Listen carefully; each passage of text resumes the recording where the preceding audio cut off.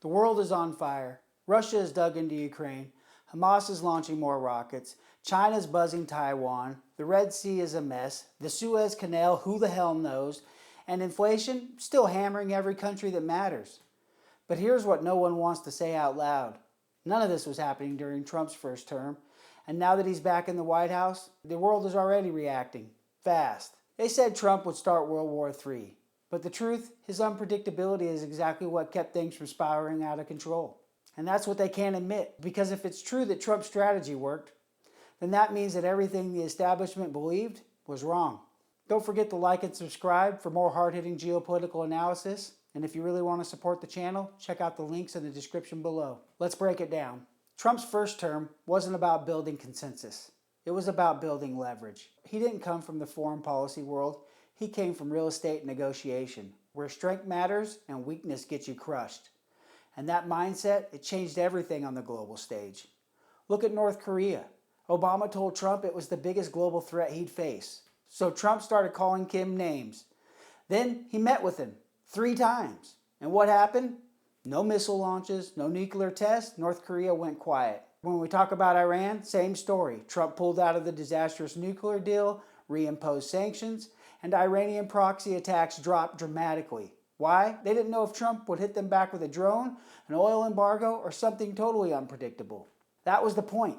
Global leaders weren't sure if Trump would go full cowboy, and that fear, it worked. Now in 25, that same leverage is back. He's not apologizing for America. He's not waiting for UN resolutions. He's telling the world, if you come across the line, we won't negotiate, we will retaliate. And already, rogue nations are recalibrating.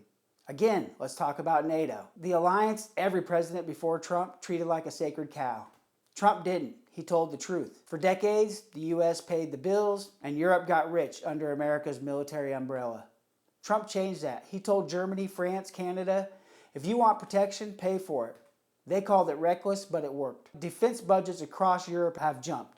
$130 billion in new spending in 2020, and now in 2025, Trump has raised that bar again.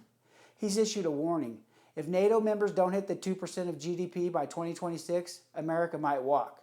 It's not bluster, it's forcing the issue. And here's the wild part. Europe is listening. Poland just doubled its defense budget. France is adding cyber capabilities. Germany finally is rearming, even talking about nukes. This isn't about destroying alliances. It's about demanding allies act like adults. To be honest, America has carried the world long enough, and Trump is saying what every American has felt. We're not the world's police anymore, and hell, we haven't even wanted to be the world's police. Now let's talk about the Ukraine war. Here's where things get uncomfortable. The war in Ukraine has cost over 800,000 lives, and it's been dragging on for more than 3 years now. Biden's approach? Send weapons, send money, send more. It was a good approach, but you know what it never had? A strategy. A strategy to end the war. Trump, he's doing what diplomats and media won't. He's pushing for a deal. He hasn't cut off Ukraine entirely, but he has paused military and intelligence sharing a time or two, and behind closed doors, he's told Zelensky and the Europeans, negotiate. Not because he's pro-Russian, but because he's pro-reality. The map isn't moving. The sanctions haven't crushed Moscow, and Europe is out of ammo. Trump knows this war needs an endgame, not just more spending, and unlike Biden, he's willing to call it. I hate to say it, but that's leadership even when it's unpopular. Trump was the first president in 50 years to stand up to China, and now in 2025, he's gone even harder. New tariffs, new tech bans, new rules for any company still producing in China. The message? Build it elsewhere or pay the price. And it's about time. And it's starting to work. Companies like Apple and Intel are shifting supply chains to Vietnam, India, and even back to the US. Mexico is booming with new factories, all because CEOs finally believe the China era is over.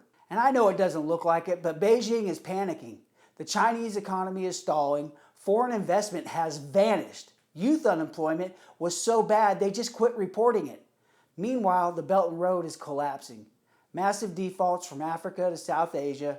Trump actually called this years ago. He said it was a debt trap. And now the trap is snapping shut. But it's actually snapping shut on China.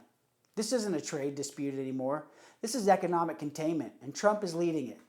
Now let's talk about the Middle East. Biden's approach to the Middle East was to throw money at the problem. Trump's approach? Leverage.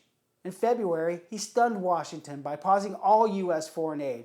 including to the Palestinian territories. The critics, they've cried foul.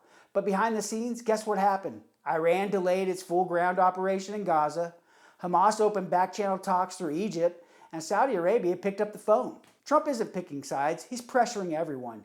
He doesn't believe in endless aid with no strings. This isn't weakness, this is real diplomacy, without bribes, and it's working.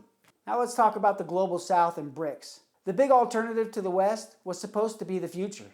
Brazil, Russia, India, China, South Africa. They even tried adding Iran and Saudi Arabia. But now, it's crumbling. Trump has downplayed BRICS as a club for weak economies, and here's what's happening. India is cutting side deals with the US. Brazil quietly shifting back toward Western markets. Saudi Arabia, it's rebuilding ties with Trump through oil diplomacy. Meanwhile, China and Russia are going to be left holding the bag. No funding, no real coordination, just chaos. Trump's bilateral strategy, country by country, is splitting BRICS apart. The message is clear. Work with America or go broke with China. There's no alternative. So let's recap. Trump has been back in office for just a few months, and already NATO is spending more, China is losing ground, Ukraine might actually see peace talks. This isn't about loving or hating Trump.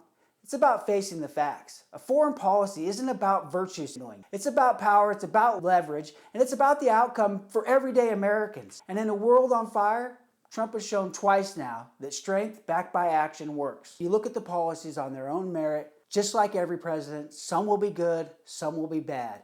I don't think the tariffs are as bad as some people make you believe. I think other things might be worse. He has 4 years, and we'll see what happens at the end of it, and we'll keep having these discussions all the way through.